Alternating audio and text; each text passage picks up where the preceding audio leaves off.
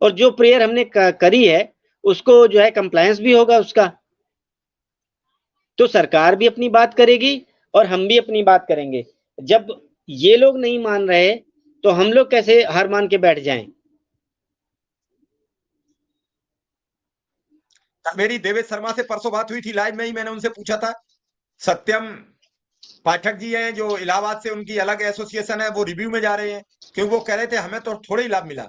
जो लोग 23 तक इस जॉब में सम्मिलित हो चुके हैं उन्हें केवल लाभ मिला है, तो बाकी तो सब वहीं थे जहां बीएड नॉट एप्लीकेबल रहेगा प्राथमिक जी, शिक्षा के लिए। जी, बीटीसी और डीएलएड वाले इसलिए खामोश हैं कि आने वाले समय में तो बीएड नॉट एप्लीकेबल है, तो हो सकता है बीटीसी आज न जाए, हो जी, सकता है बीटीसी डीएलएड वाले न जाए, कि उनको तो स्थायी कोई नुकसान हुआ नहीं। आने वाली जी, भर्ती जी, के लिए ही वो कोर्ट गए थे जहां से बीएड वापस बाहर हुआ। तो जी, जी, बीटीसी और डीएलएड वाले शायद रिव्यू में न जाएं, क्योंकि हुँ, उनके अधिकारों का हनन नहीं हुआ है। ऐसे में बीएड सोच रही है कि हम फिर कोर्ट चले जाएं, तो क्या जो जी। अभी कोर्ट ने राहत दी है ये भी निरस्त हो सकती है? 1 साल वाला। नमस्कार साथियों, वीडियो आप सभी शिक्षा मित्र साथियों के लिए बेहद ही महत्वपूर्ण होने वाली है। दरअसल आज की ये खबर आप सभी के अस्थायीकरण को लेकर व रिसेंट में मिलने वाले मानदेय को लेकर है। दरअसल कब तक मानदेय आपका आने वाला है और मानदेय के साथ साथ अगर हम बात करें अस्थायीकरण की क्या चर्चाएं हैं सरकार में, इन सारी बातों के ऊपर इस वीडियो में चर्चा करेंगे। सभी साथियों से एक रिक्वेस्ट है, वीडियो को आप पूरा देखें। चैनल को अभी तक आपने सब्सक्राइब नहीं किया है, सब्सक्राइब भी कर लें। अब चलते हैं अपडेट पर। जो मसला राहत में मिला है ये भी रोका जा सकता है, क्योंकि ये मसला कोई फौरी तौर पर परमानेंट फैसला तो दिख नहीं रहा, उसमें टाइम कंजम्पशन है, टाइम की बाउंडेशन है। तो जब टाइम की बिल्कुल, बाउंडेशन है तो कोई फैसला वो स्थायी नहीं माना जाता है। यहाँ टाइम जी। अटैक हो गया, तो ऐसे में इस केस का परिणाम क्या होगा, ये वही तो मसला फंसा हुआ है। देखिए बीएड जो है, BEd as per Devesh Kumar Sharma 23/8/2011 आपका कैश हो चुका है प्राइमरी से, ठीक? आपने जद्दोजहद करके मतलब क्लैरिफिकेशन फाइल करके, डिसमिस करके, फिर क्लैरिफिकेशन फाइल करके, फिर डिसमिस, फिर जो है आपका सरकार आती है तो वही स्टैंड कर जाती है आपकी क्लैरिफिकेशन। तो अब सरकार के दबाव में कह लें या किसी भी तरीके से कह लें, इसको डिसाइड तो करना ही था।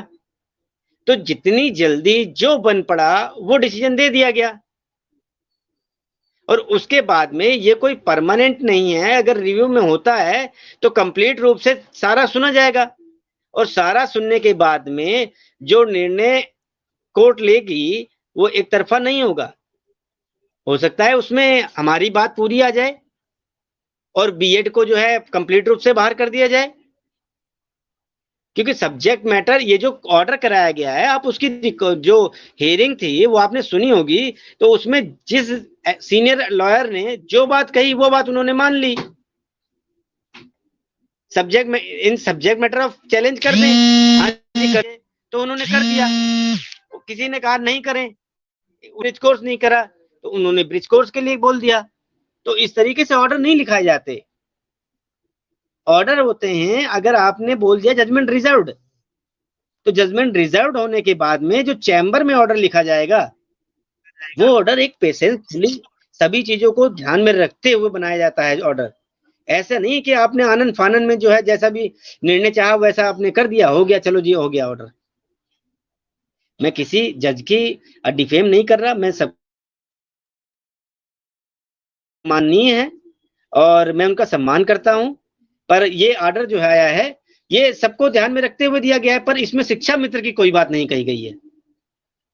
इस बात को पुनः कहूंगा कि शिक्षा मित्र के लिए इस ऑर्डर में कुछ नहीं है। बीएड को जो दिया गया है in compliance of subject matter challenge करके दिया गया है और 129 का जो है इसमें प्रयोग किया गया है जो सुप्रीम कोर्ट के विवेकाधिकार को बताता है और वो आज सभी हाई कोर्ट न्यायालयों के को जो है उसको मानने के लिए बाध्य किया गया है। जी मिश्रा जी। वकील साहब, बाध्य तो किया गया, लेकिन इसके बावजूद क्या आप कोई शिक्षा मित्र आपसे संपर्क में हैं जो आपसे इस केस के रिव्यू के लिए चर्चा कर रहे हैं? कुछ लोग हैं आपके संपर्क में, या फिर अभी आप उम्मीद में हैं? नहीं देखिए सभी मेरे संपर्क में हैं। मेरे जितने भी शिक्षा मित्र हैं, मेरा कोई शिक्षा मित्र जो है मेरे से दूर नहीं गया है। सभी लोगों को विश्वास है कि पुष्पेंद्र सर जो है हमारा काम कर देंगे और हमें कुछ ना कुछ दिलाएंगे।